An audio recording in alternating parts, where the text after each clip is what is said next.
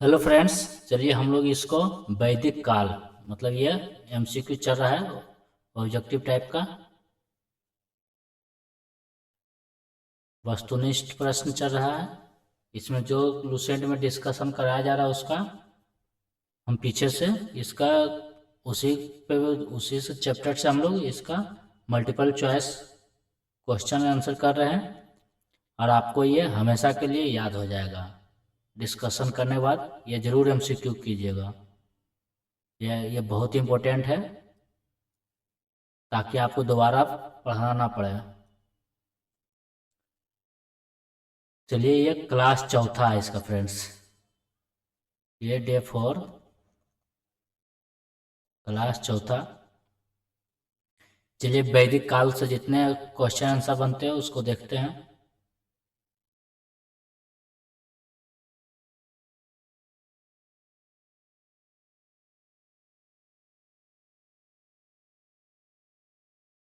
करते हैं तो क्या लगता है सही रहेगा।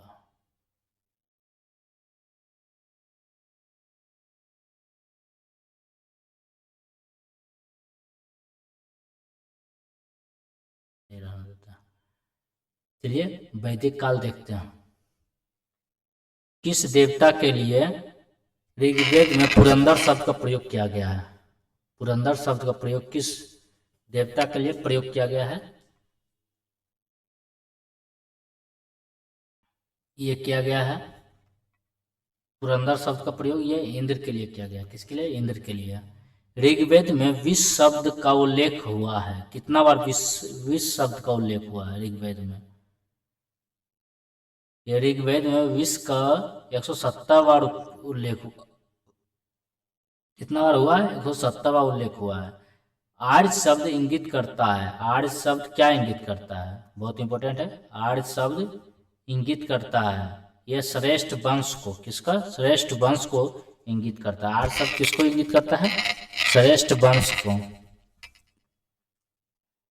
क्लासिकीय संस्कृत में आर्य शब्द का अर्थ है। क्लासिकीय संस्कृत में आर्य शब्द का क्या अर्थ है? एक उत्तम व्यक्ति। क्या है? एक उत्तम व्यक्ति। ऋग्वेद का कौन सा मंडल पूर्णतः सोम को समर्पित है? यह ऋग्वेद का कौन सा मंडल है जो पूर्णतः सोम को समर्पित है? पूर्णतः सोम को समर्पित है।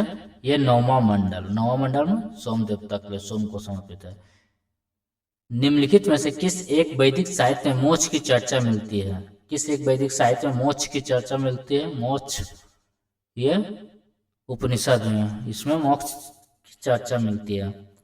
धर्म तथा रीत भारत की प्राचीनतम वैदिक सभ्यता के एक केंद्रीय विचार को चित्रित करते हैं। इस संदर्भ में निम्नलिखित कथनों पर विचार कीजिए। यह सही चूज करना, कौन सा सही है इनमें से? धर्म व्यक्ति के दायित्व एवं स्वयं तथा दूसरों के प्रति व्यक्तिगत कर्तव्य की संकल्पना था। सही है। रीत मूलभूत नैतिक विधान था जो सृष्टि और उसमें अंतर्निहित सारे तत्वों क्रियाकलापों को संचालित करता है। अर्थात 1 और 2 दोनों सही है।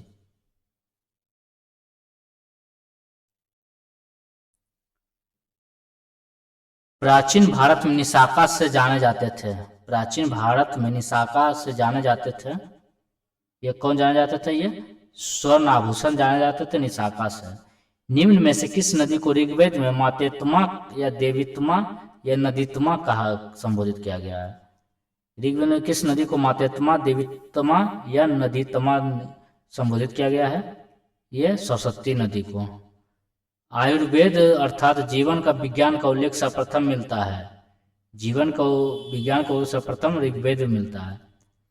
प्रतिलोम विवाह तब माना जाता था। प्रतिलोम विवाह ये हमेशा आता है। प्रतिलोम विवाह तब माना जाता था ये जब उच्च वर्ण की नारी निम्न वर्ण के पुरुष के साथ विवाह कर लेती थी, तो इसको प्रतिलोम विवाह कहा जाता था। आजकालीन शब्द अधिवास से तात्पर्य था। आजकालीन शब्द अधिवास से तात्पर्य था ये कमर के ऊपर पहने जाने वाला वस्त्र। क्या? कमर के ऊपर पहने जाने वाला वस्त्र। निम्नलिखित में से वह दस्तकारी कौन सी है जो आर्यों द्वारा व्यवहार में नहीं लाई गई थी? आर्यों द्वारा व्यवहार में नहीं लाई गई थी, यह कौन सा दस्तकारी था?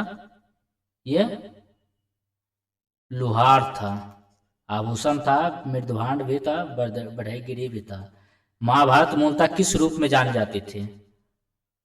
महाभारत मूलतः ये जय संहिता, पहले इसका नाम क्या था? मूल नाम जय संहिता था। पुराणों की संख्या कितनी है? पुराणों की संख्या 18 है। 800 से 600 ईसा पूर्व का काल किस युग से जुड़ा हुआ है? 800 से 600 ईसा पूर्व किस काल से जुड़ा हुआ है? यह ब्राह्मण युग से। ऋग्वेद की मूल लिपि क्या थी? बहुत इंपॉर्टेंट है। ऋग्वेद की मूल लिपि क्या थी? यह ब्राह्मी लिपि थी। कौन लिपि थी? ब्राह्मी लिपि। निम्नलिखित में से किसे भारतीय परमाणुवाद का जनक कहा जाता है? यह हमेशा आता है। भारतीय परमाणुवाद का जनक यह किसको कहा जाता है? महर्षि कणाद को कहा जाता था। किसको? महर्षि कणाद को। 19 ऋग्वेद में अघन बद योग नहीं शब्द प्रयोग किसके लिए किया गया था? यह गाय के लिए किया गया था। किसके लिए? यह गाय के लिए। तो आप लोग से आसान से बन जाता हो अगर आप लुसेंट का डिस्कशन देखे होंगे तो। सबसे पुराना वेद कौन सा है? सबसे पुराना वेद ऋग्वेद है। कौन सा वेद है? ऋग्वेद। निम्न में से कौन सी स्मृति प्राचीनतम है? कौन सी प्राचीनतम स्मृति है? मनु स्मृति सबसे पुराना स्मृति है। किस वेद में सभा को नरिष्ठ कहा गया है? सभा को नरिष्ठ अथर्ववेद में कहा गया। किसमें? अथर्ववेद में सभा को नरिष्ठ कहा गया है। चलते 23 की ओर।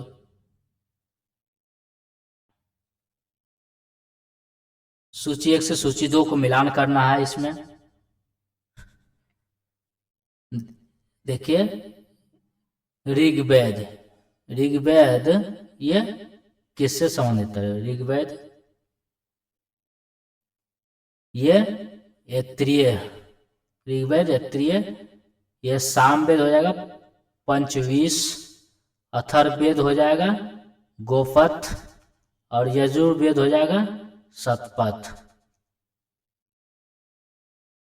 ये ऋग्वेद ऐत्रेय, सामवेद पंचवीस, अथर्ववेद गोपथ, यजुर्वेद शतपथ हो जाएगा। अर्थात 3 4 1 2।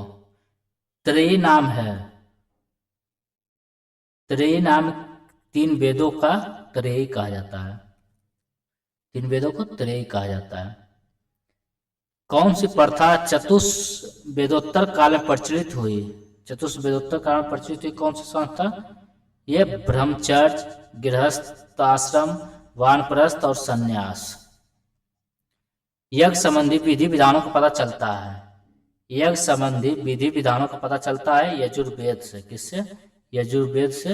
यज्ञ संबंधी विधि विधानों का पता चलता है यजुर्वेद से। ऋग्वेद, यजुर्वेद। ऋग्वेद में उल्लिखित यव शब्द किस कृषि उत्पाद हेतु प्रयोग किया जाता है? यव, यव किसके लिए प्रयोग किया गया था? यह जौ के लिए प्रयोग किया। किसके लिए? जौ के लिए। ये बहुत इंपॉर्टेंट है। यव शब्द किसके लिए आया था? जौ के लिए। जिस ग्रंथ में पुरुष में का उल्लेख हुआ वह कौन सा ग्रंथ है? पुरुष में का उल्लेख किस ग्रंथ में हुआ था? यह शतपथ ब्राह्मण ग्रंथ में। ऋग्वेद में सर्वाधिक संख्या में मंत्र संबंधित है। ऋग्वेद में सर्वाधिक संख्या मंत्र किससे संबंधित है? इंद्र से। सबसे ज्यादा इंद्र को समर्पित मंत्र है। 30 ऋग्वैदिक काल के प्रारंभ में निम्न में से किसे महत्वपूर्ण मूल्यवान संपत्ति समझा जाता था? महत्वपूर्ण और मूल्यवान संपत्ति किसको समझा जाता था? ये गाय को। गाय को महत्वपूर्ण और मूल्यवान संपत्ति समझा जाता था। प्राचीनतम विवाह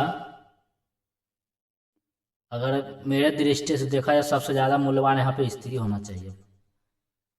चलिए कोई बात नहीं, यह सबसे मूल्यवान संपत्ति गाय है। प्राचीनतम विवाह संस्कार का वर्णन करने वाला विवाह सूक्त किसमें पाया जाता है? प्राचीनतम विवाह संस्कार का वर्णन करने वाला विवाह सूक्त किसमें पाया जाता है? ये ऋग्वेद में पाया जाता है। भारतीय संगीत का उद्गम किसमें खोजा जा सकता है? भारतीय संगीत संगीत किससे आया था? सामवेद से आया था। संस्कारों की कुल संख्या कितनी है? जिस तरह पुराणों की संख्या 18 है, उसी तरह संस्कारों की संख्या कितनी है? 16 है। पुराणों से 2 कम 16, संस्कारों की कुल संख्या 16। निम्न में से किसे ऋग्वेद में युद्ध देवता का समझा जाता है? ऋग्वेद में युद्ध देवता किसे समझा जाता है? यह इंद्र को। इंद्र को ऋग्वेद में युद्ध देवता समझा जाता है।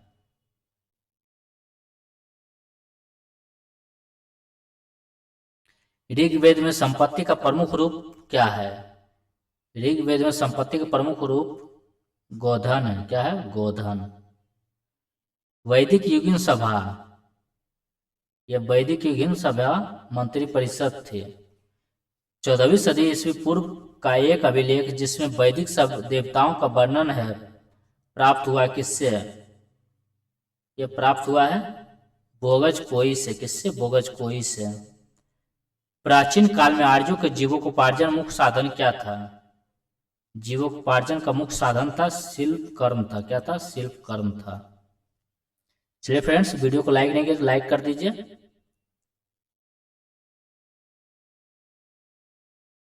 वैदिक नदियां आधुनिक नाम, इसको हम पिछले वीडियो में देखे थे। वैदिक नदियां और उसके आधुनिक नाम। ये कुभा, कुभा किस नदी का है? कुभा काबुल का।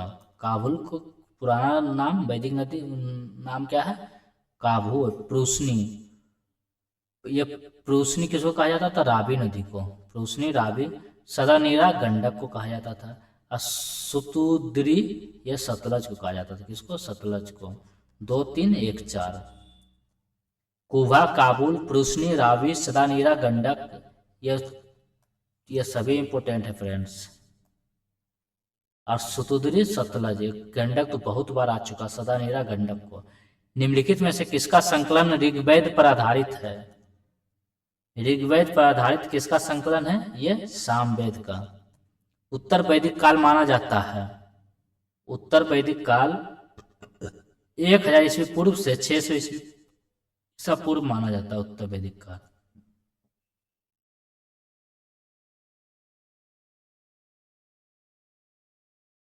शुल्ब सूत्र किस विषय से संबंधित है? शुल्ब सूत्र किस विषय से संबंधित है फ्रेंड्स? ये शुल्ब सूत्र बारे में पूछा गया। शुल्ब सूत्र अच्छा क्वेश्चन है। शुल्ब सूत्र किस विषय से संबंधित था? ये गणित विषय से। गोपथ ब्राह्मण संबंधित है। गोपथ ब्राह्मण किससे संबंधित है? ये गोपथ अभी ऊपर देखे थे, अथर्ववेद से। गोपथ ब्राह्मण अथर्ववेद से संबंधित है। चलिए इसको मिलान करना है। अथर्ववेद, ऋग्वेद, यजुर्वेद और सामवेद। ये अथर्ववेद में औषधियों से संबंधित। अथर्ववेद क्या है? औषधियों से संबंधित। ऋग्वेद ईश्वर महिमा, ऋग्वेद में ईश्वर महिमा। यजुर्वेद में बलिदान विधि। यजुर्वेद में क्या है? बलिदान विधि। यज्ञ का प्रमाण यहीं से मिलता है। और सामवेद में ये संगीत। संगीत सामवेद तो बहुत बार आ चुका है। चलिए फ्रेंड्स, ये 90 क्वेश्चन का है, तो इसमें हम लोग अभी 44 ही करेंगे। फिर अगले वीडियो हम लोग करेंगे 46 क्वेश्चन। आप लोग को देखते हैं बहुत कम लोग लाइक और व्यूज जाता है फ्रेंड्स, इसलिए आप लोग देखिए, इसलिए 2 पार्ट में कर देते हैं। आप लोग ज़्यादा लंबा हो जाता है, इसीलिए लगता नहीं देख पाते हैं। चलिए वीडियो पसंद आए तो लाइक कीजिए। फिर मिलते हैं अगले वीडियो में इसके दूसरे पार्ट के साथ। इसका सेकंड पार्ट बाकी है फ्रेंड्स। ये वैदिक संस्कृति था। क्या था? वैदिक से था।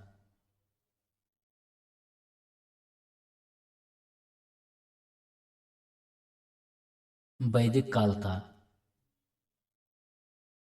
इसका दूसरा पार्ट हम लोग अगले वीडियो में करेंगे। चलिए यहीं तक रहने देते हैं। वीडियो को शेयर कर दीजिए फ्रेंड्स। जय हिंद।